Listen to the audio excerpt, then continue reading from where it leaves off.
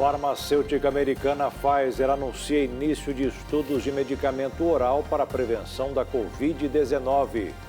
Antiviral experimental poderá prevenir a infecção por Covid entre aqueles que foram expostos ao coronavírus. Brasil avança em campanha de imunização contra a Covid e rompe a barreira dos 233 milhões de doses aplicadas. Câmara dos Deputados aprova mudanças no orçamento para garantir recursos ao Auxílio Brasil. Caixa lança empréstimo pelo telefone celular de até R$1.000 com juros baixos.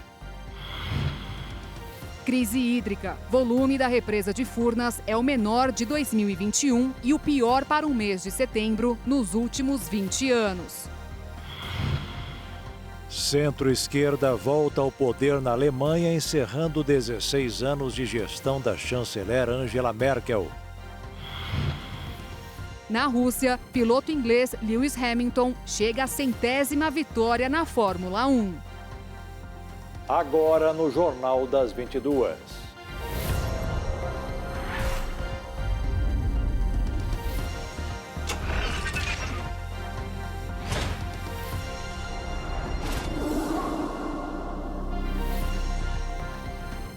Olá, boa noite. Boa noite. A semana que se comemora 1000 dias do governo Bolsonaro, o presidente lançou uma nova linha de crédito para os clientes da Caixa. São empréstimos de R$300 a R$1.000, que podem ser solucionados direto no celular. O Crédito Caixa Tem oferece empréstimos de R$300 a R$1.000 para cerca de 100 milhões de brasileiros, clientes do banco através do aplicativo. A solicitação do crédito poderá ser feita de maneira escalonada, seguindo o mês do aniversário. Também será necessário realizar a atualização cadastral de acordo com o calendário. O presidente da Caixa Econômica Federal, Pedro Guimarães, não compareceu presencialmente ao evento desta segunda-feira, pois está com Covid-19, mas através de um vídeo gravado, falou sobre o programa que vai facilitar o acesso ao crédito, possibilitando a solicitação pelo celular. E o que nós estamos fazendo nesta fase agora é poder ajudar as pessoas que estavam recebendo o auxílio emergencial e outras também, a grande maioria informal, que quando vão tomar um crédito, elas pegam a partir de 15% ao mês. Eu vou reforçar porque é inacreditável. Estas pessoas, elas tomam crédito entre 15% e 20% ao mês. Elas pegam de agiotas, elas pegam fora do sistema financeiro. E o que este governo, a Caixa Econômica Federal, está realizando? De modo matemático, nós estamos oferecendo para dezenas de milhões de brasileiros um crédito que será realizado pelo celular. E isso é muito importante.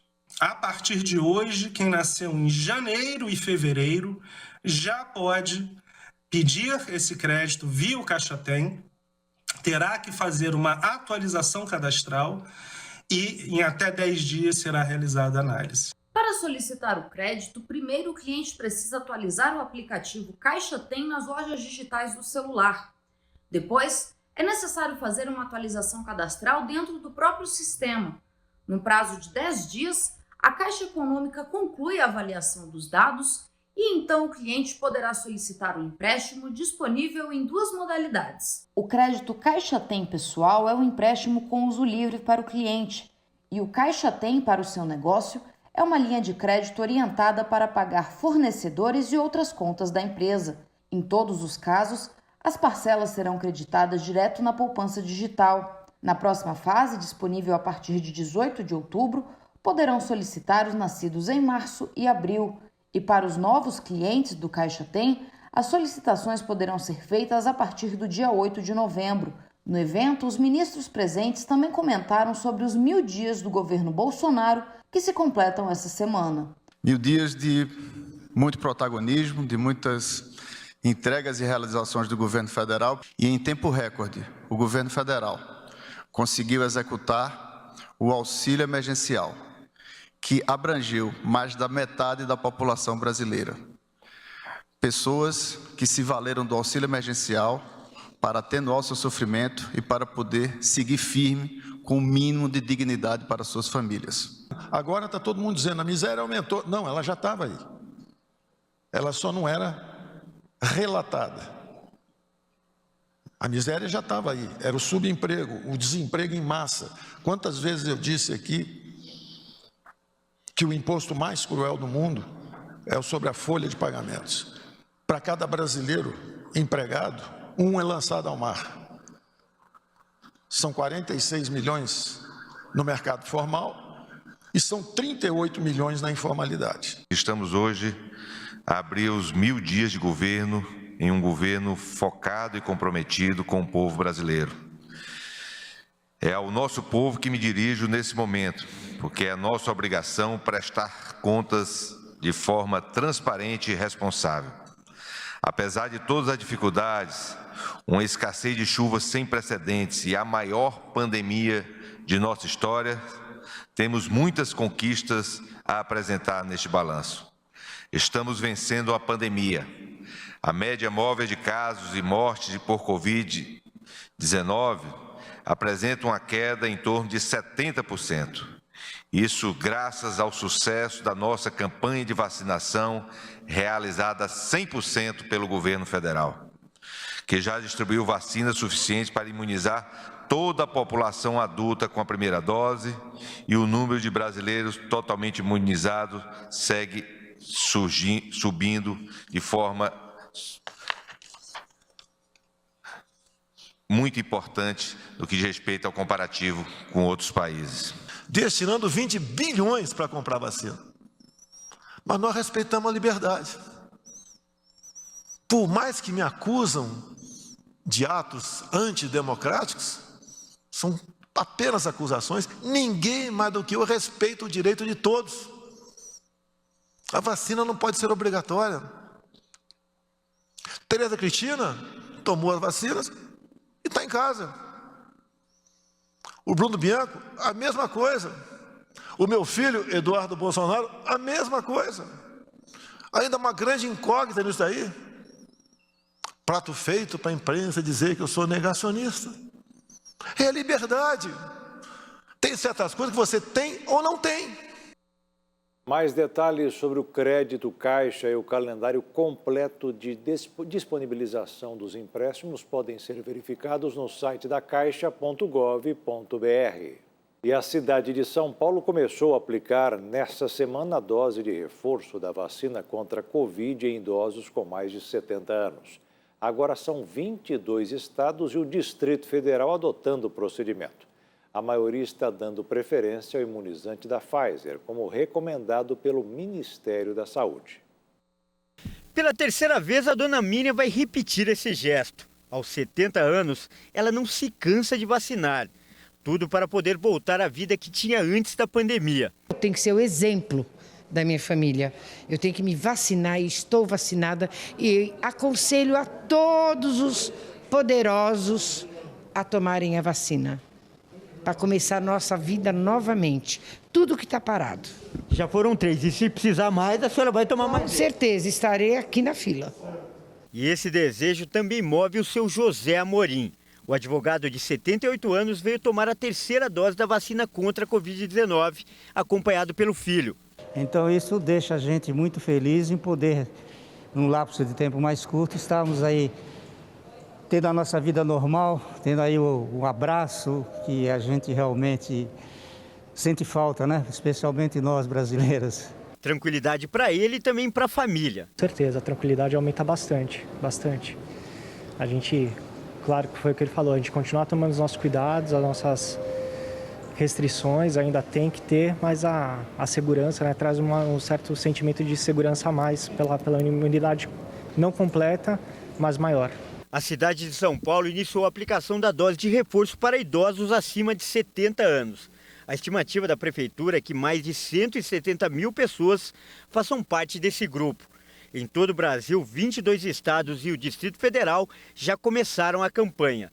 A dose de reforço é indicada para 3 situações. Para pessoas imunossuprimidas, que têm problemas no sistema imunológico e devem tomar a vacina 28 dias depois da segunda dose. Profissionais da saúde devem tomar a vacina 6 meses depois da segunda dose. E idosos também devem ser imunizados 6 meses após completarem o esquema vacinal. A vacina, ela nos protege particularmente de fazer sintomas e casos graves. Mas ela não nos protege em absoluto, totalmente, de pegarmos o vírus e transmitirmos o vírus. Então, até muita gente estar vacinada, muita gente estar com a terceira dose, nós vamos ter que continuar mantendo o uso de máscaras, um certo distanciamento social e aplicar álcool frequentemente nas mãos. Isso se mantém até a gente ter muita gente vacinada, isso é importante. A vacina da Pfizer é que está sendo aplicada pela maioria dos estados como dose de reforço, como é recomendado pelo Ministério da Saúde. Na ausência desse imunizante, também estão sendo disponibilizadas a AstraZeneca e a Janssen. E apenas 3 unidades da Federação, São Paulo, Rio de Janeiro e Roraima, estão aplicando a Coronavac como terceira dose.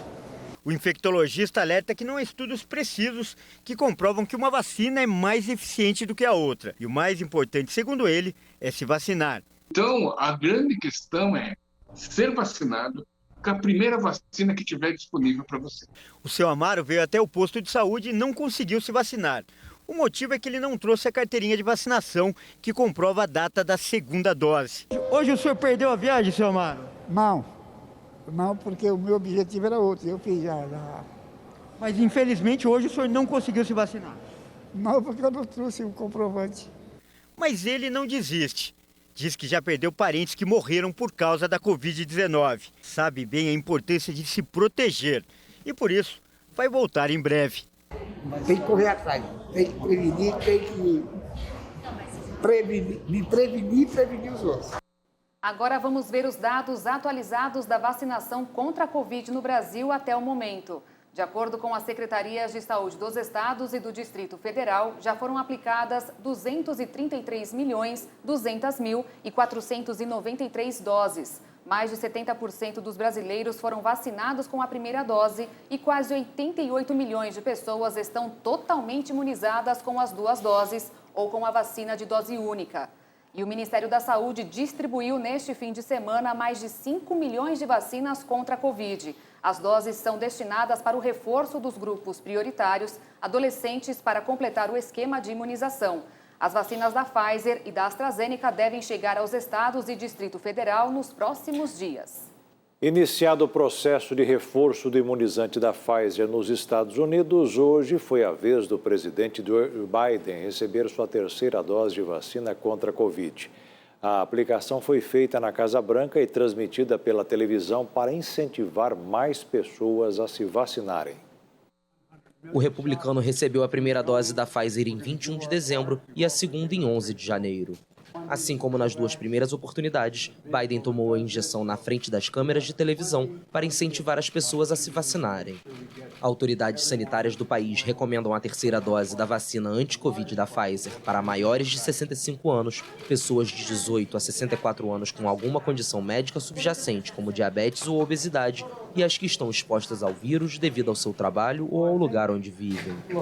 A última categoria inclui professores, funcionários de supermercados, profissionais da saúde, presos e moradores de abrigos para pessoas sem teto. Na última semana, Biden disse que aproximadamente 60 milhões de americanos estão aptos para uma dose de reforço do imunizante da Pfizer. Sobre os vacinados com doses da Moderna ou Johnson & Johnson, o presidente afirmou que injeções de reforço vão estar disponíveis assim que os estudos forem concluídos. Damos sequência com o ranking de imunização contra a Covid no mundo. De acordo com a Universidade de Oxford, mais de 6 bilhões e 100 milhões de unidades de vacinas já foram aplicadas. A China segue à frente e registra 2 bilhões e 200 milhões de doses. Em segundo lugar, a Índia ultrapassa a marca de 855 milhões e meio. Na sequência, os Estados Unidos acumulam mais de 390 milhões de aplicações. Em quarto lugar está o Brasil, que ultrapassa os 233 milhões de vacinas aplicadas. E o Japão segue em quinto e tem quase 159 milhões e meio de doses. A Anvisa autorizou uma nova fase de testes de um remédio produzido por uma empresa chinesa para tratar pacientes internados com Covid. A proxalutamida, utilizada no tratamento de câncer, já chegou a ser defendida pelo presidente Jair Bolsonaro.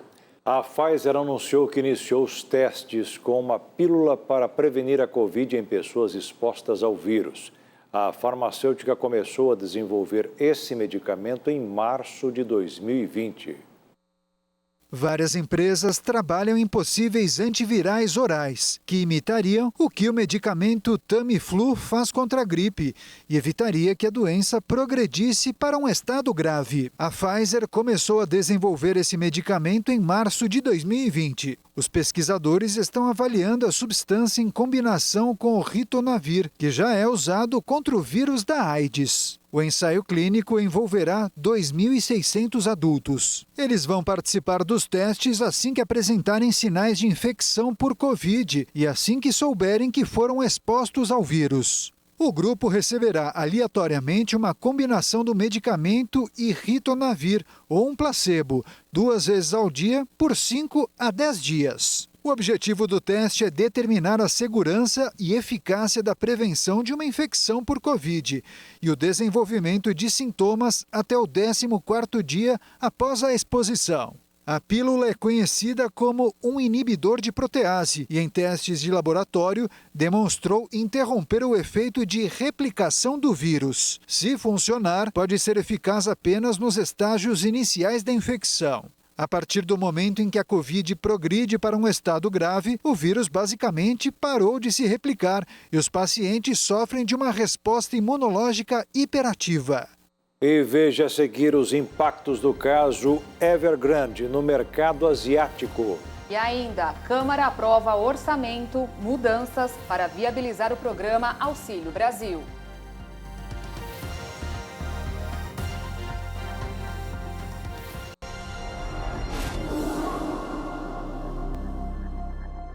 Os deputados aprovaram nesta segunda-feira, em sessão do Congresso Nacional, mudanças na Lei de Diretrizes Orçamentárias de 2021, que permitirão destinar recursos para o Auxílio Brasil, o novo programa federal de transferência de renda que vai substituir o Bolsa Família.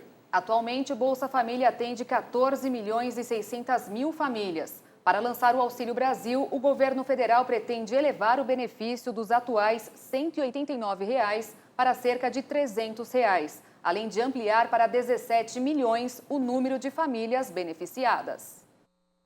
O texto aprovado é o substitutivo do deputado Juscelino Filho, do DEM do Maranhão, ao PL 12 de 2021 do Poder Executivo. Juscelino Filho, que também é relator da LDO de 2022, suprimiu o dispositivo que impedia a transferência de recursos para municípios de até 50 mil habitantes que estejam inadimplentes. O Congresso já havia derrubado neste ano o veto com este mesmo objetivo. Em outra mudança introduzida por Juscelino Filho, o substitutivo permite o reajuste de obras paralisadas, com pelo menos 30% de execução. Senhor Presidente da República, no cumprimento de suas prerrogativas constitucionais, encaminhou ao Congresso Nacional o projeto de lei que pretende alterar a Lei 14.116, de 31 de dezembro de 2020, que dispõe sobre as diretrizes para a elaboração e execução da Lei Orçamentária de 2021, a LDO de 2021.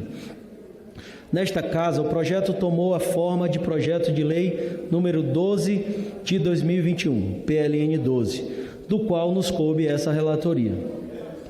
Em síntese, conforme a exposição de motivos, a alteração proposta pelo Executivo à LDO possibilita que, na análise de adequação orçamentária e financeira de criação de programas de transferência de renda para o enfrentamento da extrema pobreza e da pobreza, seja considerada a proposta legislativa em tramitação, cuja justificativa, relatórios ou pareceres legislativos apontem como uma de suas finalidades atender a compensação necessária para a aprovação do programa. O deputado Arlindo Chinaglia, do PT de São Paulo, acusou o PLN 12 de promover uma pedalada fiscal ao reservar recursos para o Auxílio Brasil a partir da reforma do imposto de renda, que ainda não foi aprovado pelo Congresso. Estamos diante de uma proposta para aportar recursos para um programa. O programa é mudando o nome do Bolsa Família e dar continuidade ao Bolsa Família. Pelo óbvio, nós somos favoráveis. Mas onde é que está o problema? Pela pressa das eleições em 2022, me parece que o governo não atentou para aquilo que não é um detalhe. Eu diria que é uma pedalada do ponto de vista legislativo. Por quê? Ele reserva recursos a partir de uma nova proposta para imposto de renda, já aprovada na Câmara, entretanto não foi sequer votada no Senado Federal. Como é então que nós vamos aprovar um projeto de lei do Congresso Nacional que se apoia numa lei que ainda não existe? É por isso que é uma pedalada. O PLN 12 de 2021 também promove as seguintes mudanças na LDO. Desobriga a apresentação de justificativa pela não execução de programação, quando o valor não executado for inferior ao que foi previsto. Amplia situações em que é necessário observar a adequação orçamentária e financeira, ao substituir o termo renúncia de receitas por redução de receitas. Limita a utilização de margem no teto de gastos quando da abertura ou reabertura de crédito extraordinário, apenas a programações orçamentárias no âmbito da mesma função das despesas anuladas ou reduzidas, ou para outras despesas primárias no âmbito do Poder Executivo, e revoga a possibilidade de emendas apresentadas pelas bancadas, que possam alocar recursos aos estados e municípios por meios de transferência especial. E também acaba com a obrigatoriedade de ser feito demonstrativo, que possibilite identificar as programações orçamentárias relacionadas com os programas governamentais, que adotam denominação diversa da constante dos elementos de classificação da Lei Orçamentária Anual. A Caixa Econômica Federal pagou hoje a 6ª parcela do auxílio emergencial para os beneficiários que fazem parte do programa Bolsa Família e têm um NIS com final 7. A próxima parcela do auxílio será paga para esse grupo no dia 26 de outubro. O dólar começou a semana fechando em alta de 0,66%, com os investidores atentos às perspectivas de política monetária tanto do Brasil quanto dos Estados Unidos, enquanto repercutia nos mercados o anúncio do Banco Central de leilões extraordinários de swap. A moeda norte-americana encerrou a segunda-feira, cotada em R$ 5,378 na venda. As ações da filial de veículos elétricos da empresa chinesa Evergrande registraram queda de 10% na Bolsa de Valores de Hong Kong. O mercado financeiro internacional teme que o grupo quebre. As ações da filial de veículos elétricos da Evergrande, a incorporadora imobiliária chinesa em grave crise, registraram forte queda de 10% na Bolsa de Hong Kong. Os títulos da Evergrande New Energy Vehicle, ou NEV, caíram a $1,95 de Hong Kong após o cancelamento do projeto de entrada na Bolsa de Xangai da filial. A Evergrande tem uma dívida gigantesca de mais de 300 bilhões de dólares. O temor de uma falência da gigante chinesa desestabilizou na semana passada os mercados financeiros. A filial NEV, que sonhava em competir com os carros elétricos da americana Tesla, muito populares na China, já perdeu 80% de seu valor na bolsa desde o início do ano. O temor de que a Evergrande repita na segunda maior economia mundial um cenário parecido com o do Lehman Brothers, cuja falência precipitou a crise de 2008 nos Estados Unidos e no mundo, agitou os mercados financeiros nos últimos dias. E a seguir, atualizações da pandemia pelo mundo. E a escassez de mão de obra no mercado inglês.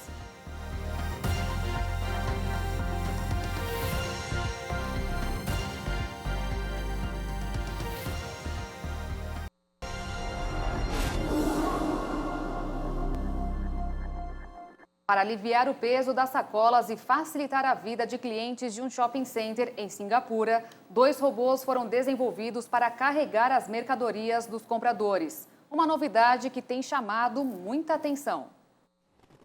Desenvolvidos pela empresa Otsol, os carrinhos de compras da nova geração estão aliviando o peso dos braços dos clientes que moram perto de um shopping em Singapura. Depois de fazerem as compras, os consumidores levam as sacolas para um ponto de coleta no shopping e agendam a entrega. Camelo é um robô de entregas. Na real, é um robô de delivery autônomo. Então, ele transporta suas mercadorias ou suas sacolas se você sentir que está muito pesado para levar para casa. Depois, é só o cliente aguardar no local certo e na hora marcada, escanear o QR Code e pegar suas compras no compartimento do robô. Cerca de 700 famílias de um conjunto habitacional em Punggol podem testar o serviço por 1 ano. Os 2 robôs pesam 80 quilos cada e se movem a uma velocidade máxima de 5 km por hora. Também contam com sensores de obstáculos e outras tecnologias. O segurança vai acompanhar o trabalho dos camelos durante o período de testes. O investimento em robôs na Singapura não é novidade. O país também já usou robôs para transmitir mensagens com distanciamento seguro em parques e para fazer a limpeza de shoppings e aeroportos. Um zoológico francês especializado no trabalho de sobrevivência de animais comemora o nascimento de pumas, onças pintadas e macacos esquilo peruanos, que estão ameaçados de extinção. 2 pumas, 2 onças pintadas, 9 macacos esquilos peruanos e ainda mais raros gêmeos macacos berberes nasceram neste verão no zoológico de Lumini, que tem um programa de reprodução destinado a manter e promover a sobrevivência de espécies ameaçadas de extinção. Os animais fazem parte de programas de criação e a instituição vai aguardar o desmame, que dura cerca de 1 ano, para promover a independência deles e serem destinados para outros zoológicos parceiros, para perpetuar a espécie e se reproduzir com outros indivíduos. Esta é uma população que está em declínio, mas começa a voltar ao estado normal. Mas isso não nos impede de ter de dar continuidade às medidas de proteção e extinção nos zoológicos, para manter uma população geneticamente viável em ambiente natural, explicou Jérôme Cadinot, veterinário dos parques zoológicos de Lumini. Outro ponto de comemoração para a instituição é o fato dessa ser a primeira ninhada da mamãe primata que está conseguindo criar seus filhotes, que estão com apenas 15 dias de vida saudáveis. E isso nem sempre acontece, pois há casos de rejeição. Certamente ela será uma ótima criadora para o futuro e para continuar a perpetuar a espécie. Além de sua importância e preservação de espécies, o zoológico de Lumini fica a apenas 60 minutos de Paris e é um dos principais pontos turísticos e atrações do país.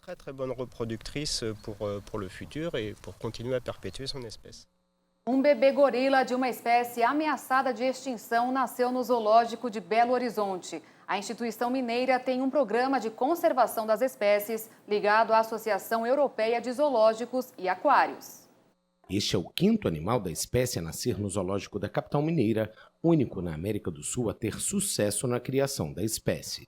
Dentro do programa de conservação da espécie, o Zoológico de Belo Horizonte ele é o único zoológico da América do Sul que possui um grupo reprodutor muito bom, né, que vivem ali, é uma família que vive em harmonia. A espécie está gravemente ameaçada de extinção devido à perda de habitat e à caça. A instituição mineira se destaca pelo Programa Europeu de Conservação das Espécies Ameaçadas de Extinção, vinculado à Associação Europeia de Zoológicos e Aquários. É uma espécie rara, né? E que Belo Horizonte está de parabéns por estar fazendo esse trabalho aí sensacional aí. Ao todo, o zoológico de Belo Horizonte possui 8 gorilas, sendo 5 filhotes. E veja a seguir, partido de centro-esquerda volta ao poder na Alemanha. E ainda, crise hídrica. Volume da represa de Furnas atinge o menor volume em 2021.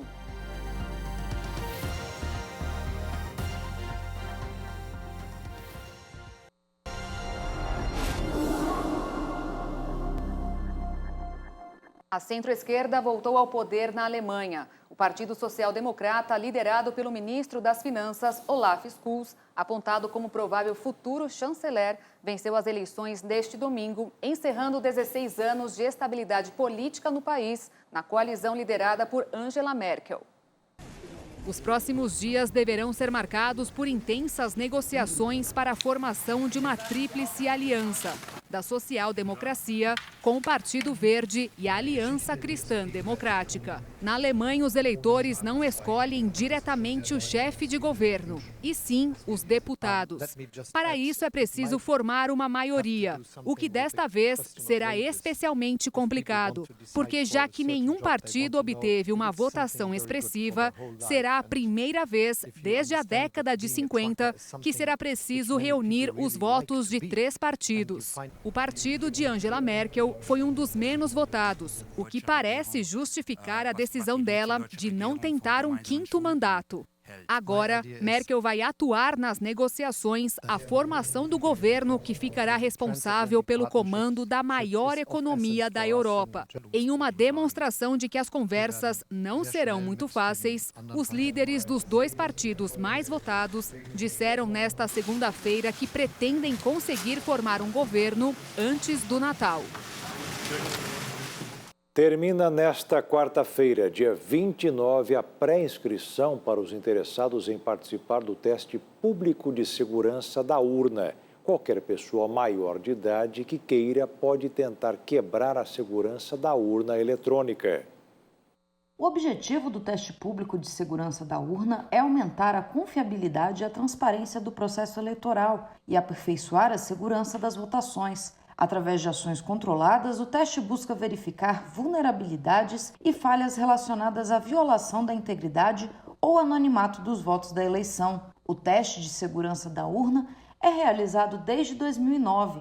Este ano, o encontro será entre os dias 22 e 26 de novembro, na sede do Tribunal Superior Eleitoral em Brasília. Os participantes terão a oportunidade de tentar quebrar as barreiras da segurança do voto eletrônico. Qualquer pessoa com mais de 18 anos pode fazer a pré-inscrição. Serão selecionados grupos de até 5 pessoas ou indivíduos que tenham conhecimentos que possam contribuir no processo eleitoral, mesmo sem pertencer à equipe do TSE. Para fazer a inscrição, basta preencher um formulário online e enviar por e-mail. Todas as informações estão disponíveis no site justiçaeleitoral.jus.br/TPS. O prazo é até o dia 29, próxima quarta-feira. O volume útil da represa de Furnas é o menor de 2021 e o pior para o mês de setembro desde o apagão que ocorreu há 20 anos. O nível é preocupante. Os dados foram divulgados pelo Operador Nacional do Sistema. No dia 25 de setembro, o volume útil do açude chegou aos 14,48%. A represa de Furnas, que abastece a hidrelétrica de mesmo nome em São José da Barra, no sul de Minas Gerais, é responsável pela geração de cerca de 17% de energia do país, além de ser considerada uma das principais represas do sistema Sudeste Centro-Oeste. O volume atual preocupa as autoridades e só não é menor do que o registrado em setembro de 2001. Naquele ano, durante o mês de setembro, o volume útil da represa chegou a 12,98%, o que gerou o apagão em partes do Brasil. A questão do baixo nível da represa de Furnas não envolve só a preocupação com a geração de energia elétrica, mas também o uso da água do reservatório para a exploração do turismo e outras atividades econômicas. Com o atual volume útil, Furnas está hoje com uma cota de 754 metros acima do nível do mar, 8 metros abaixo do que é considerado aceitável. O Sistema Nacional de Meteorologia emitiu um alerta onde prevê que as chuvas devem ficar na média ou abaixo dela até novembro. Nesse fim de semana aconteceu mais uma rodada do Brasileirão. Vamos conferir os gols. Em Belo Horizonte, o Flamengo enfrentou o América Mineiro. O rubro-negro abriu o placar com Michael em bela jogada com Pedro.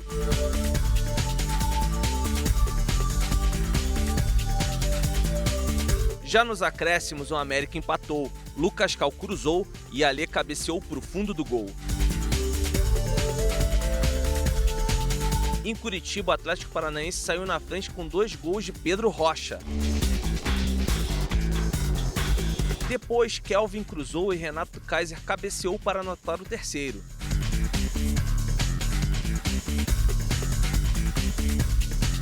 O Grêmio tentou reagir quando Thiago Santos marcou para os gaúchos, mas minutos depois o Atlético chegou ao 4º gol, mais uma vez com Renato Kaiser. O Grêmio ainda descontou com Wanderson. Final, Atlético 4, Grêmio 2.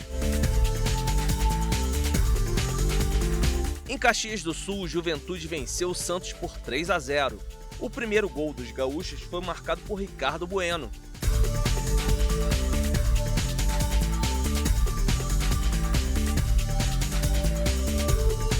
No segundo tempo, o Juventude ampliou com Dauan.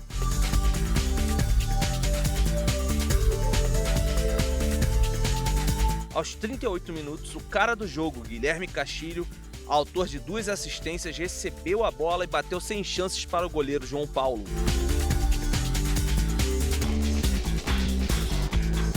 No Maracanã, o Fluminense abriu o placar diante do Red Bull Bragantino com gol do atacante Fred, que se tornou o 2º maior artilheiro da história do Brasileirão, com 155 gols. Luiz Henrique ampliou com um forte chute da entrada da área. O Bragantino descontou no segundo tempo, com um belo gol de Elinho.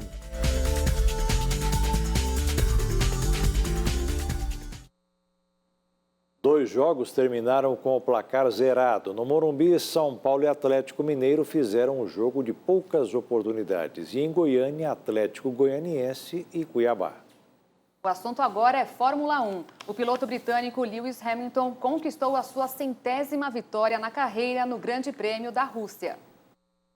Com Lando Norris largando na pole position, o Grande Prêmio de Sochi, na Rússia, trouxe muita emoção. Lewis Hamilton e Max Verstappen, que disputam o campeonato ponto a ponto, largaram em situações totalmente diferentes. Hamilton começou a corrida em quarto e Verstappen na última colocação, após trocar a unidade de potência e outros componentes do carro. O britânico da Mercedes fez uma largada ruim, mas conseguiu aumentar o ritmo competitivo no decorrer da prova. No final, a chuva chegou de surpresa e foi crucial para o restante do circuito. Enquanto Hamilton assumia a liderança, Verstappen se recuperava do prejuízo e escalava o pelotão a cada volta. No fim, Hamilton ficou com o primeiro lugar e conquistou sua 100ª vitória na categoria, um feito histórico e inédito. Max Verstappen ainda terminou o GP na 2ª posição e Carlos Sainz, da Ferrari, completou o pódio. Além da marca, que ficará na história, Hamilton conquistou a sua 5ª vitória em 2021 e recuperou a liderança do campeonato de pilotos. E agora um momento de reflexão. Na live das 15 horas, o pastor Josias Cruz falou sobre o valor que todos temos como filhos de Deus e que não devemos esquecer que à medida que aprendemos a verdade, a nossa responsabilidade aumenta. Nossa posição como filhos de Deus é privilegiada. Nós fazemos a diferença.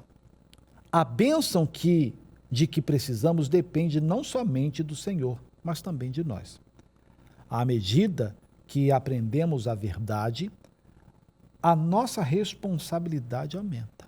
Olha que coisa séria isso aqui. Uma vez que sabemos como fazer o poder do alto agir em nosso favor, não nos deixemos enganar por qualquer um que nos apresente fórmulas mágicas. Quem realmente quiser vencer, deverá tomar posse das revelações da palavra de Deus, pois é ela que liberta. Diz a Bíblia, e conhecereis a verdade, e a verdade vos libertará. É isso que a gente tem que entender. Vai depender de você, como pastor, de você conhecer a verdade, conhecer a palavra de Deus. Não é conhecer uma historinha qualquer. É conhecer a vontade de Deus para a nossa vida. A vontade de Deus, ela é boa, agradável e perfeita. E nós temos que estar preparados para a boa, agradável e perfeita vontade de Deus para a nossa vida. Mas se nós desconhecemos isso por não buscarmos, por não nos envolvermos com Deus, vamos sofrer. Quando você conhece a verdade liberta, cura, transforma, opera maravilhas na vida de qualquer pessoa. E pode ser você. Continuando o texto, vou falar agora um texto que está no livro do missionário Soares, Vencer o que, onde e como. A página 87 e 88 diz assim, ó: você é a coroa da criação de Deus e alguém muito especial para Ele. Você crê nisso? Você é a coroa da criação de Deus. Você é muito especial para Ele.